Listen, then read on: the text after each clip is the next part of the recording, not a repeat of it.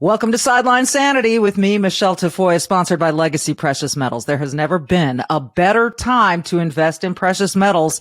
Go to legacypminvestments.com, legacypminvestments.com. When was the last time you said to yourself, haste makes waste? I remember one time I broke my ankle because I was trying to get too quickly from one place to another. And that thing goes through your head. And my dad always told me, haste makes waste. It's so true. When you rush and you do things faster than they need to be done, really, if you just slow down, you can avoid so many mistakes. So how would you want to, react if you found out that some of that Operation Warp Speed, which had the best intentions behind it, maybe there was some haste involved and now we're experiencing the waste? So in other words, in order to get the vaccine for COVID-19 developed quickly, it needed to go through trials, human trials. And these trials had to be done precisely right. And that's not a super easy thing to do. It requires organization and people watching over it and making sure that whether it's double-blinded or single-blinded, all of these things, it has to be done accurately in order to make sure that your trials are telling you what they think they're telling you. In other words, you've got to check your work. You've got to check your work before you turn it over to someone and say, hey, this vaccine trial, this is effective. It works. We know it because we did it this way. Well, you may have heard this story. There's a woman named Brook Jackson who was involved in one such trial. And very quickly, she saw some haste, some mistakes, some shoddiness. And she brought it to the attention of the company. Then they didn't do anything. She brought it to the attention of the FDA. Does Pfizer know about this? This was a Pfizer clinical trial. Do they know? Yeah, they know. They know that she made these accusations. There's a lawsuit involved. Where does it all stand now? Now that we've seen that there are vaccine injuries, that maybe the vaccines weren't as effective as everybody claimed they were. Brook Jackson is going to join us to tell her story and give us an update on this lawsuit and what Pfizer has said to her, if anything, what the FDA has said to her, if anything, and does she have a job anymore? That's coming up. For nearly 3 decades, she's reported the action from the sidelines. She started very young. She's covered the NBA, NFL, Olympics, and the college football and basketball national championships.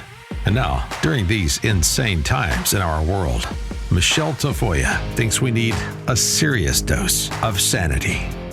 This is Sideline Sanity with your host, one of the sanest people on planet Earth, Michele Tafoya. So drug manufacturers have to test their products before they administer them or sell them or put them on the market for one and all to use. So Pfizer and Moderna and J&J were the 3 companies racing to try to create a vaccine against COVID-19 back in 2020. We all remember Operation Warp Speed. Pfizer was the first to come to market with their vaccine. And being able to do that required trials of the vaccine with human beings. These are pivotal trials. These are important to make sure that the vaccine is effective and safe, or as we heard, safe and effective. Emphasis on safe. Brook Jackson is with us. She was one of the people overseeing these pivotal trials with a company in Dallas, Fort Worth. And she's in the middle of some really interesting times in her life. Brook, thanks for joining us. I know you are a seasoned professional at this kind of work. And so you entered this company that was about to conduct these pivotal trials, stage 3 trials, right, of the vaccine for Pfizer? Yes, thank you for having me, Michele. So I started at a company called Ventavia Research Group in September of 2020. I joined that company with over 20 years of experience in the conduct of clinical trials at the site level. So this is where the patients were recruited to join the studies where we would follow their progress in the trial after their vaccine 1 and vaccine 2. So in other words, if I'm volunteering to go through a clinical trial, I go to a site, and this is where this company and you are overseeing this trial, and I take the vaccine. I'm saying I'll give it a try. And then you follow up with each individual to see how it's affected them, whether or not it's effective, how their body reacts. Is that fair? Exactly right. So as soon as that patient signs informed consent, we follow them from that moment through the end of the trial. Their journey through the study, we follow so closely. We document everything from their medical history to their surgical history, what medicines they're on, how they feel after the vaccine, and again, through the end of their participation. And this was, as you call it, the pivotal stage 3. This was the final trial before this thing could get okayed by the FDA. Is that accurate? It is, yes. So okay. In total, Pfizer was looking to enroll approximately 44,000 people. And this phase of the trial really determines the product's safety and efficacy. Okay. And this is where this company and you are overseeing these trials in 2 of the sites in the Dallas-Fort Worth area. And what is your first indication that something didn't seem right? Again, you have 20 years experience in this field. What did you first notice that raised a red flag for you? I would say it would have to be the informed consent process itself. So when I asked to shadow one of the research coordinators just to get an idea of how the clinic flowed, and really since I'd read our standard operating procedures, I wanted to just make sure that we were following those, especially with the informed consent process. It's not it is a process. It's just that. It's not. In layman's terms, if I'm coming in there and I'm signing informed consent, what is that? Just for the general public's knowledge, what does that mean? The informed consent is, for this particular study, it was a 30-page document that went over the protocol, the design of the study, the risks, the benefits that were associated with the vaccine, the patient's responsibilities, when they had to come back to the clinic, what happens if you were injured by this product, how do I use the diary that's going to be, recording symptoms. So it's really just an overview of what their participation is going to look like. Once I sign that informed consent, I'm saying, okay, I've read this, I've been informed, and I consent to be part of this study. Absolutely. Yes. Okay. So you're following this, you're shadowing one of these people, and you're going through the informed consent process. And what jumped out at you? How quickly that informed consent process happened. It wasn't a thorough review of the informed consent. It was a sign here, date here, let's get you injected. And that really, I had to step in and take over this informed consent. And it ended up taking myself, the coordinator, and the patient a little over an hour to complete that process. There were questions. Is that typical? Yes, absolutely. Yes. Okay. Yes.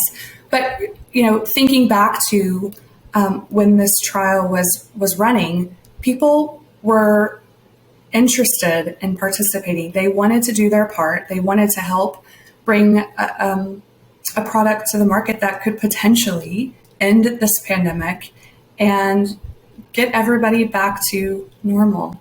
So we had one thing that Ventavia did very well was market their clinical trials. So we had no problem enrolling in the study quickly, and that's exactly what Pfizer wanted. They were in a race to be number one, and we were in a great position to help them cross that finish line. So you're shadowing this person, and you realize, I got to step in here and make sure this is done properly. So I think then were you left with the assumption that had you not stepped in, this kind of thing would have been repeated? Absolutely. I had no doubt that if I would not have stepped in, it would have been just sign and date here, and let's get you into an exam room and start the process, collection Right. of the data. Let's get you injected so you can leave, and we can bring that next patient into the exam room. So we can churn them through and get this done quickly and Mhm. help Pfizer get this thing to market. Absolutely, yes. Okay. And so that was really the first thing that I saw. Ventavia had been enrolling in the clinical trial from the end of July of 2020 through when I was there in September of 2020, and approximately 1,500 patients had signed informed consent. So by then, yes. So that was the number one red flag on day one, just that process. But it was also a teaching moment for me and that research coordinator to, for me to explain to her, to let her know, hey, you're not following our standard operating procedures. There are good clinical practices that you've known for as long as you've been doing research. This is not how it's done. And so that training with her was documented, and I moved on to, on with my day, and really just, it was something every single day, multiple findings that I had as a trained clinical trial auditor when I'm going through the data that's being collected on each individual patient, where I'm finding misconduct. Eventually, I learned that I could confidently say that they were fabricating data, they were falsifying data, and that it's very simple why. We were severely understaffed. Ah, okay. That was a problem. So this is the beginning of a number of red flags. We're going to continue this conversation in just a second. Wow, these are crazy times, and money is a big thing on everyone's mind. Whether you're buying gas, whether you're paying your energy bill. Oh my gosh, I just got our energy bill here at the house. We're using less, but our bill was higher, 15% higher. It was quite a shock. So these are the day-to-day things you have to deal with. And then there are the long-term things you're thinking about, your retirement, your savings, how are you going to pay for your kids' college, all those long-term planning things. Well, I would encourage you to incorporate some precious metals into your portfolio. And the only company I trust when investing in gold and silver is Legacy Precious Metals. They're at legacypminvestments.com. And I would encourage you to maybe look into this quickly. We've got inflation all over the place. We've got instability all over the world. We were talking about the war between Russia and Ukraine, and now we've got this instability in Iran as well. Instability is the word of the day. That's how we feel.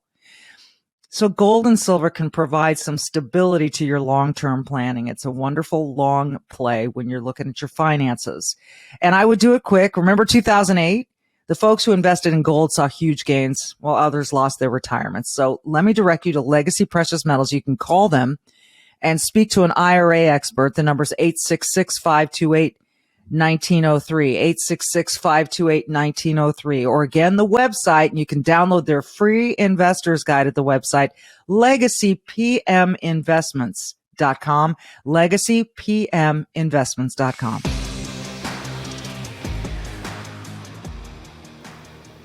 All right, Brooke, so you talked about multiple red flags. You continued to see things, and you think that they were falsifying data. How so? Well, it was documented even prior to me starting at Ventavia, as I'm going through old emails that I was eventually copied on because it was more of a running list of our daily meetings. So I'm looking back in this email chain from as far back as August, where two of the clinical researchers that were still employed and still working on the trial were disciplined through HR for fabricating and falsifying data. And so, go ahead. How did they do that? Like, what did they do? Well, they were in such a hurry. We had 5 exam rooms. It was a very small clinic within a pavilion that, we just didn't have the room, the space, and the staff, where we had 5 assistants or researchers working on the trial. We needed triple that number. the number of patients that we were enrolling on a daily basis, we just could not keep up with the data collection that was required of Pfizer's own protocol. And that's where I saw or determined the root cause of that was because we were understaffed and because Ventavia hired people that were working beyond their scope. No medical training at all. We had employees that young and who when I'm reviewing their resume or their CV, am finding that they only have retail experience as a lead cashier and as a restaurant worker. The person that was responsible for preparing the vaccine and injecting the vaccine at one of my sites was a restaurant, a taqueria worker. Nothing wrong with that, except that they didn't have experience for the job that you were hired, that you had hired them to do, that Ventavia had hired them to do. So let's, these are some serious red flags, and you know that you're involved in a research trial that the world is waiting for, right? Not just the United States, not just Pfizer, the world is hoping and praying for a vaccine that will help us through this pandemic. It's a 100-year pandemic. What did you do when these red flags started to add up? How did you respond? Well, it took me, I would say, probably a week and a half of taking my findings to my leaders on a daily basis for me to realize that Ventavia was not interested in making sure that this data was sound. Like you mentioned, this vaccine was planned for the world. And I knew how important the data integrity was. I knew how important it was to ensure that, that it was safe and that it was effective. And that's determined by the data that's collected from the site level. So patient information, patient data, adverse events, all of that comes from sites like mine. And it made me stop and think to myself, if this is happening at Ventavia, where else is this happening? It's being rushed. Pfizer knows what Ventavia is doing. They're emailing daily, asking for updates, for reports. Why is this adverse event not being followed up on? Why are patients contacting us directly because they can't get a hold of your site? The voicemail boxes are full. What is going on? When I realized that Ventavia was just interested in lining their pocket, that Pfizer was allowing this to occur because they wanted to be first to market, I thought, okay, I have to take this information that I have to the FDA. It's that serious. I knew. Because taking it to Ventavia wasn't, because I know you did meet with someone at Ventavia, right? And sort of. Oh, yes. Yeah, Every morning we discussed this. I recorded conversations with them when I was finding this and I realized they weren't doing what they were supposed to do and actually destroying evidence. So I was documenting all of this, and on the 25th of September of 2020, I went directly to the FDA. I called their hotline and was directed to file a complaint online, and I did that in the morning. And about 6.5 hours later, I lost my job. I was fired. I was terminated effective immediately and under the pretext that I was not a good fit for Ventavia. Not a good fit. Mm-hmm. Did you ever hear directly back from the FDA? I did, yes. About what 4 days there? later, I spoke to an inspector for a little over an hour, and I went over my complaint in detail. When I think back to that email, it starts out, "It is without hesitation that I am informing you of patient safety concerns." And I listed and outlined 14 things that were on my mind just at the moment. There was more, but the lack of testing in patients that were symptomatic, that went to the very heart of Pfizer's endpoints in the design of the trial, the failures in reporting serious adverse events. We had so many reports of adverse events. Again, we just could not keep up. For months at one of my sites and a little over a month at another, the temperature of the product, it was not being stored properly. So we don't know if that product was stable. If you remember back in very early, the storage was super cold, ultra cold, minus 70 degrees Fahrenheit. We were not storing the vaccine at its appropriate temperature. I don't know. I'm not a scientist. I don't know what that did to the mRNA within these vials. Did it make it less effective? Did it cause more harms? I don't know. Hopefully, this has been looked into by Pfizer, but I know that when the emergency use authorization was given in December of 2020 for 16 and older, that the clinical trial site had not been audited by the FDA, even with the knowledge of everything that I've laid out, things that were material to the approval of this vaccine. A lot of what I outlined is just sloppy research, but that was really to paint a picture of how Ventavia was handling these clinical trials and why. And again, if Ventavia was mishandling clinical trials, there's nothing to prove that other clinical trials were being or were not being mishandled. We just don't know. You were the lone whistleblower. So you hear back from the FDA, you talk to him for an hour, you go over in detail what you observed, why you think this was shoddy, etc. And then what? What did they say to you? What was their reaction? What was the response? I feel like when I was speaking to the inspector, she was very attentive. She asked questions and very sympathetic to my termination, but made it very clear that there would be no follow-up, that I would not know the result of any action that was taken from my complaint. And that I thought that was fair, but Michele, had no doubt that the FDA would at least take my allegations seriously and walk into Ventavia. You know, I am a certified auditor, but there are teams that inspect clinical trial sites. That they're experts. They know what to look for. And I'm sure that they would have found more besides everything that I've laid out in what now is eventually, become my lawsuit against Pfizer.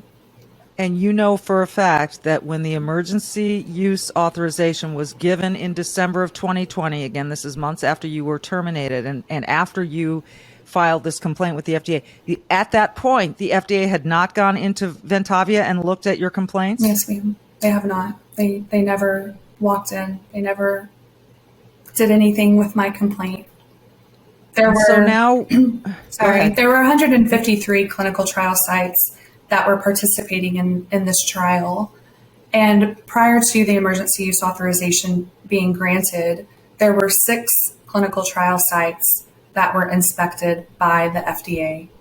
That's a very small percentage. Yes. Let's just put it that way. That's a very small percentage. That's not even a quarter. It's not even close. No. I could do the quick math, but I can't. Let's not.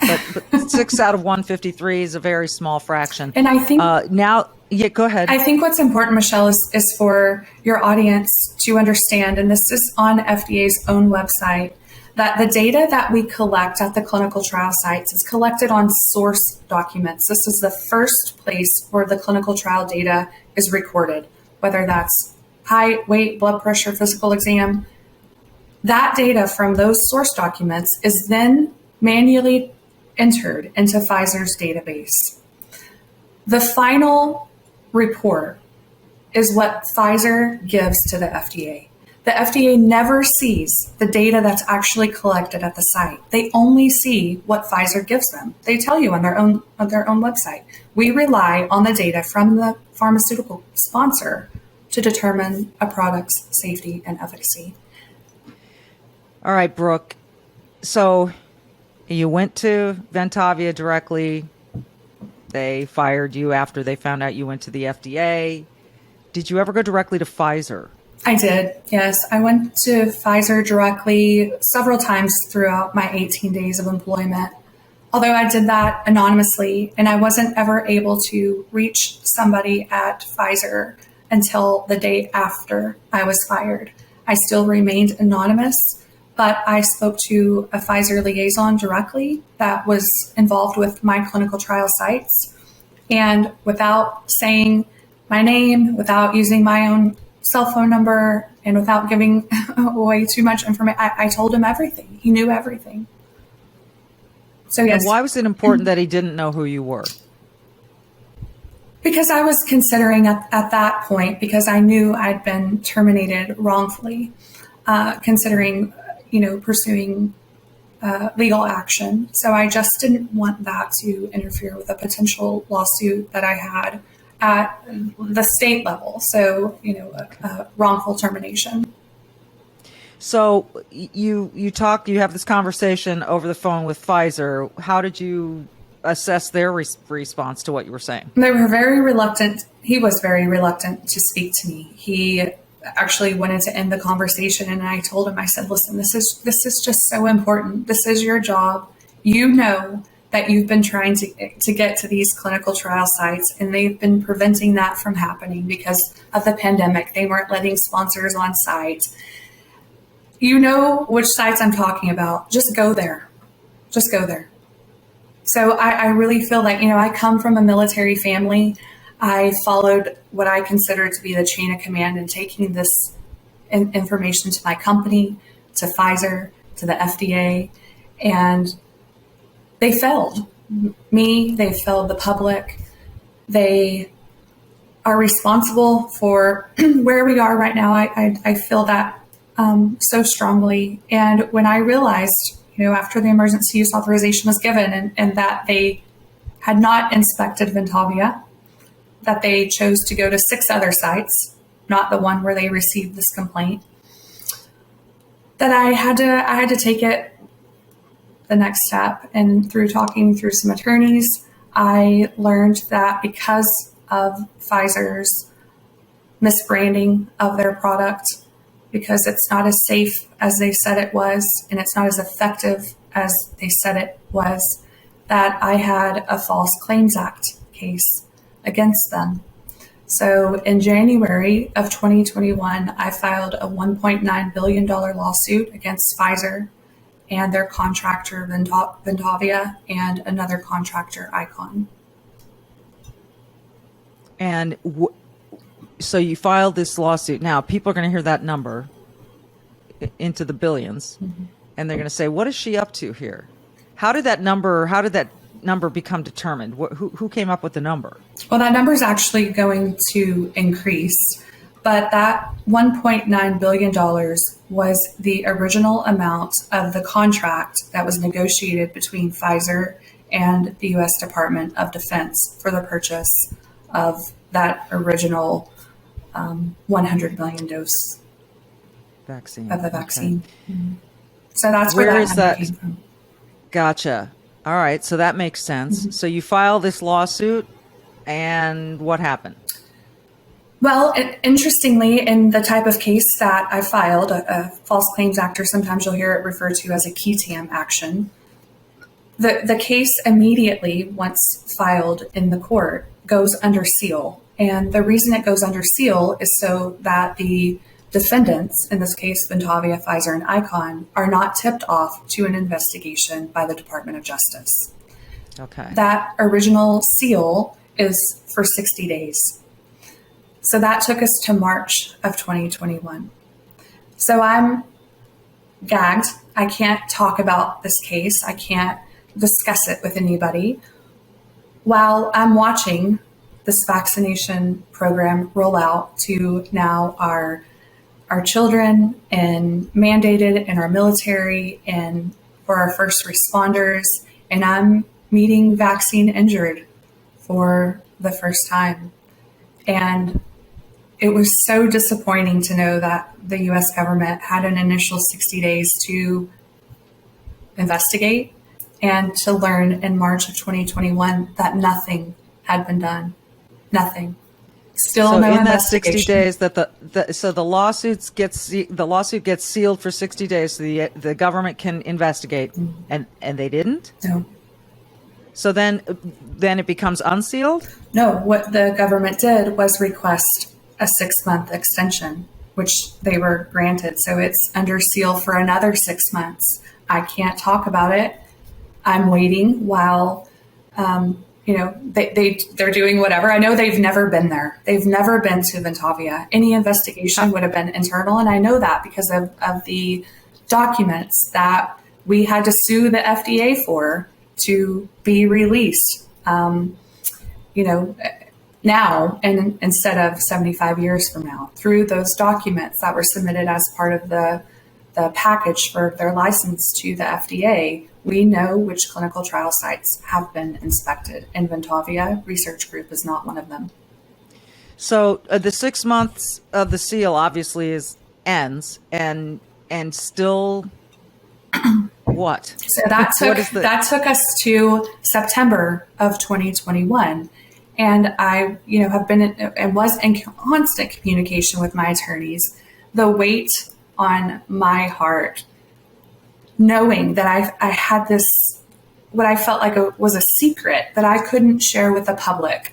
I thought, man, this is so important. Maybe this would give pause to somebody that's considering vaccinating their child or going in for that booster. To know that these clinical trials were run this way, I was angry. And so I talked to my attorneys and I said, why can I not just talk about the facts surrounding the case without revealing that there was one? And they said to me, Brooke, if you do that, the government is going to come after you. You cannot do that. And I said, well, they're just going to have to come after me. I cannot bear this anymore. I'm meeting vaccine injured Suzanne, who I listened to your interview. Susanna Newell, yes, whom we had on this podcast, who underwent life-changing health alterations after the shots, after the COVID vaccine, and some of us have had nothing at all. But let's not discount. There's a growing number of people.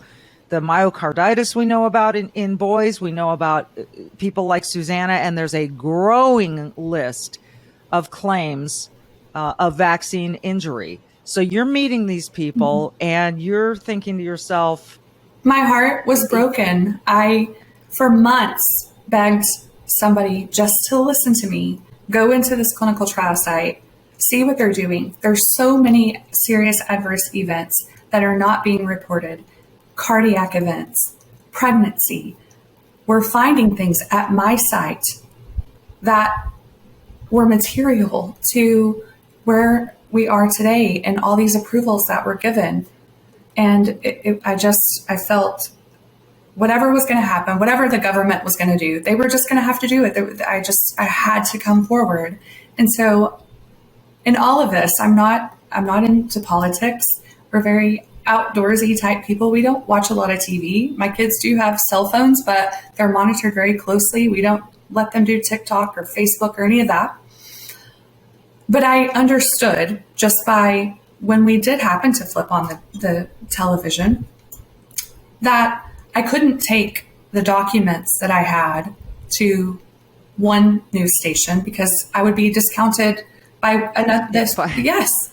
I recognize, because everyone would think, oh, here's the agenda. Yes. I recognize that ecosystem, and I thought, okay, why take this to a scientific mind? Let a journal, a medical journal, review the evidence. And these weren't my documents. This isn't just my story. This is Pfizer's, Ventavia, and Icon, their own internal communications. I just brought it forward.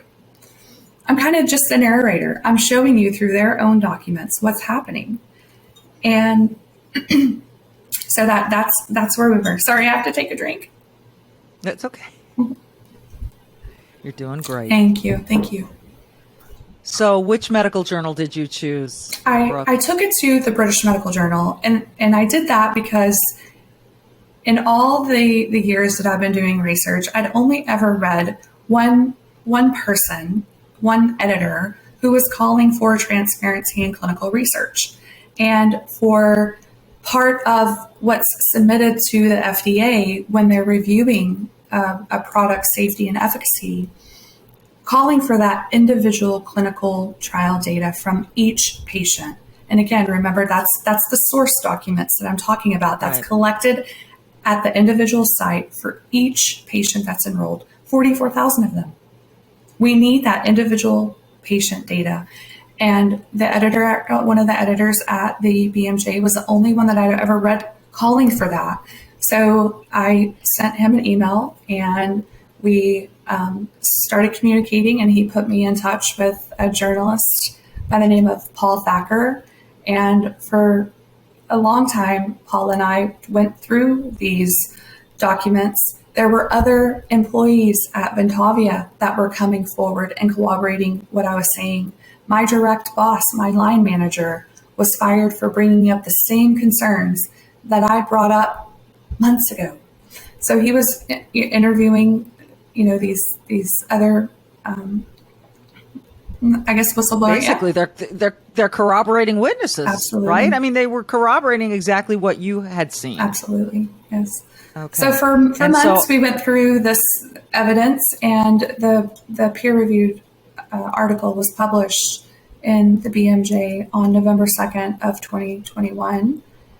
Coincidentally, that was the day that I was invited to Senator Johnson's roundtable of vaccine experts, and he had a panel of people that have been injured, not just by Pfizer's product, but other COVID-19 vaccines as well. And that is a day that I will tell you that has changed my life forever. And I'm just, now at this point, the evidence, the injuries, they're undeniable. The narrative is starting to change, it's shifting. Finally, I feel that.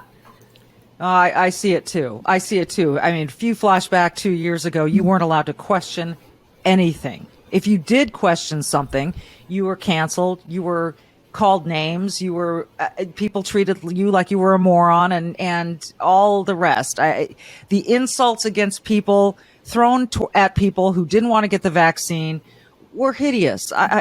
People were called selfish for not wanting the vaccine. All of these things, and now here we are, and the narrative is changing. I mean, I've talked to multiple people who have questions about the way this whole pandemic was handled, and certainly the vaccine injured list is growing. Where is the lawsuit now, Brooke? And finally, when I told my attorneys I'm not going to keep my mouth shut anymore, the seal was extended for another 6 months. Another 6 months. Another 6 months, yes. So we had the first 60 days it's sealed. That's automatic.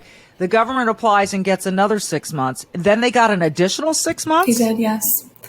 And finally, after the British Medical Journal was published, and there was, a little, what's the word? I guess censorship of that article, and I was starting to do more interviews and talk about the facts. I never revealed that there was a case. But in January of 2022 of this year, the government declined to intervene in the case. So what does that mean? That means that they weren't interested in taking over the action, that they did not want to get involved. And so does the lawsuit go anywhere from here? Well, at the point where the government declines to intervene, and they had three options: they could intervene and take over the action and start to pursue a case, possibly a criminal case based on what I brought forward against Pfizer and the two other companies. Correct. You stated, Icon and I keep forgetting the name of the one that you were actually Ventavia.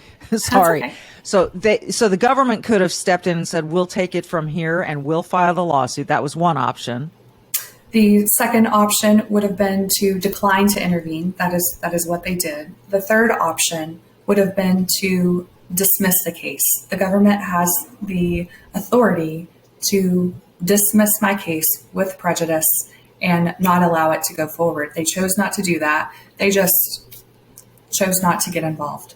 And that at that point allows me, as the person that brought the lawsuit forward on behalf of the United States government and our citizens. That's what this type of lawsuit is. I'm acting pretty much on behalf of the government. And that allowed me at that point to move forward with the case on my own, still acting in that same capacity, but knowing that the government is not allowing or wanting to get involved. So I refiled the lawsuit against those same three defendants for the same amount, for the same allegations. And all three have motion to dismiss. And of course, yes, we have not been allowed to move forward with discovery yet. The judge wants to be able to make a decision on, the argument of dismissal first. And it's interesting because Pfizer's argument is two things, really. One, that based on materiality, which is the government knowledge of the fraud and complaint, that they knew about it, chose to purchase the product anyway, and therefore the case should be dismissed. That's one of Pfizer's arguments. That's weird. Mm-hmm. That to me is just weird. So in other words, you can dismiss the case by saying, yeah, there was fraud, but we knew about it and the government purchased it anyway. So no harm, no foul. That's Pfizer's defense. The government knew about it because I contacted them. I contacted the FDA. They knew about the fraud, and they chose to purchase the vaccine anyway. They continue to purchase. So you can't sue us because it's government. You can't sue. We're not at fault. The government still bought the vaccines, knowing what they knew, and so we've nothing. We're not. This isn't our fault. The government bought it. It's amazing. If people want to follow your case or support you in any way, or just have some knowledge, where would you direct them? I would say that I would direct them to my Twitter account. It's I am Brook Jackson. I don't have a website. That may come. It's been made very apparent from the motions and what's on the docket in my court case that Pfizer is keeping a very close eye on what I do tweet about. And so I do stay on there quite a bit and keep people updated on the status of the case. But I think it's important for people to know that, this is what Pfizer is arguing. Not that what I'm saying wasn't true, but they didn't have to. That's another one of their arguments, is that the type of contract that was negotiated with the Department of Defense for the purchase of this product did not require Pfizer to follow any law or regulations that govern clinical trial. We have codes of federal regulations that say you can't do many of the things that I outlined in the lawsuit. They're saying it was okay. And are they saying it was okay because this was an emergency under the emergency use? Is that why it's okay, or why? How can they possibly say it was okay if it goes against code of conduct, or Because of the type of contract that was negotiated. It wasn't your standard, federal acquisition. It was a prototype contract that is typically negotiated with the Department of Defense for the purchase of weapons. Bioweaponry. It gets more interesting the more I talk to you, Brooke. And she, by the way, spells her name without an E at the end. So if you're looking for her on Twitter, I am Brook Jackson. Don't put an E after Brooke. You're brave. Thank you. And I hope something is sustaining you. What is sustaining you? Hope that especially the judge in this case, because it's so important. When you think back to when I filed this January of 2021 to where we are now, there's so much more information that's coming out on this product's lack of safety and how ineffective it actually is.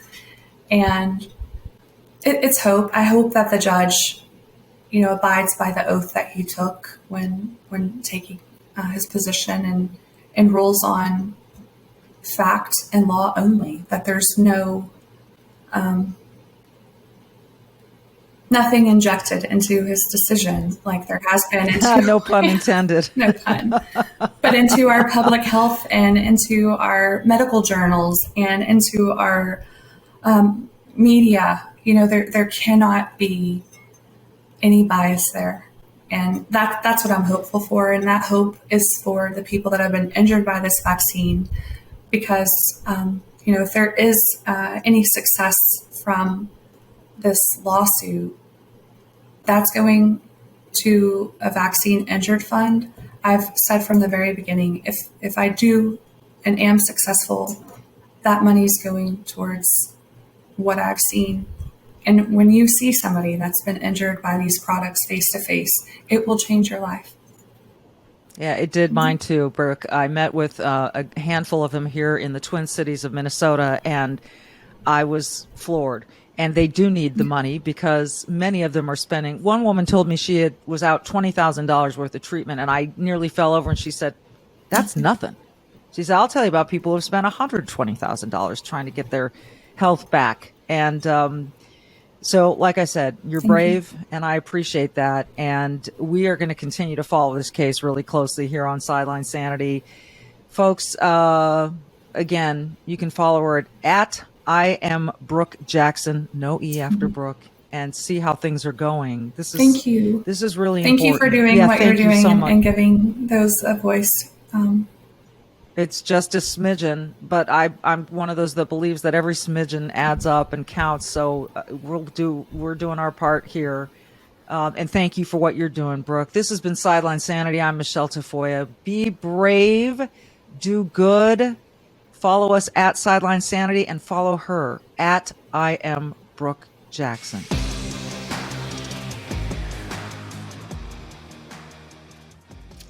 Well, Sideline Sanity, we are very proud to be sponsored by Legacy Precious Metals, and we're joined by Charles Thorngren, the CEO of Legacy Precious Metals. Charles, we are hearing now that this is not transitional inflation. This is not a bump in the road. This inflation is going to be here a while. What does that tell you? That's the scary thing. I think, economies and such like that, they can deal with small jars. We have a unique situation. We had a Fed that waited much too long to react to the situation, calling inflation transitory for a year when everyone knew it wasn't. But more importantly than that, coming out now saying, this is going to be here. This is long term. This is not short term. We're going to have elevated rates for the long term. And why that gets really scary is that means the cost of doing business is going to be elevated for years, which means the cost of goods are going to be elevated for years, which means if companies can't make enough money, they will go out of business. This is why we hear some of your bigger companies are already talking about layoffs. So it's a unique situation. The Fed found themselves in a very bad place, and they reacted way too slow. And this is why we're at where we're at. So if I'm an investor, then why do I want gold and silver in my portfolio? What will that do for me? That's a great question. And that's a question we get a lot. And really what gold and silver do, they act as the hedge against the dollar weakness. They act as a hedge against the other markets. And we know that the Dow and all of your markets, all your indices are pulling back, right? That's not the issue. It's not what's already happened. It's what's yet to come. And that's where we need to prepare. So depending on who you listen to and the research that you do, there are case studies that are saying expect to see another 20 to 25% pullback in your equities markets based on interest rates and loans, and the bond markets, they're suffering as well. No one's going out to buy bonds knowing that they're going to be an increased return on them in 3 months. It makes no sense. So that leaves you in a position of what to do with your money and how to protect yourself. this is where gold and silver come in. This is why we say this is a long-term play. You buy it, you forget about it, let it do its job. And its job is to go up over time as the dollar gets weaker, as the purchasing power gets less, gold and silver increase. It protects that purchasing power. And that's the great thing about it. And there's your bottom line and why you need to call Legacy Precious Metals or go download their investor's guide at legacypreciousmetals.com. Charles, it's always good to talk to you because these are nerve-wracking times for people. It's just the fact of the matter is, as we were told by the Fed chair, there's going to be some pain. So if people know that they've got something solid sitting in their investment portfolio, I think they're going to feel a little bit better, right? Absolutely. And we, when we look at the actions that have happened just recently, the Fed has taken a very unique stance, and they've done something very extraordinary. 3/4 of a basis points raises months in a row. That's one of the largest raises you've ever seen in the Fed through the history of the Fed. And it's not just once. One time is shocking. Here we are on the third month now, and we'll probably do another half a basis point next month or later this month, possibly even 3/4 of a point.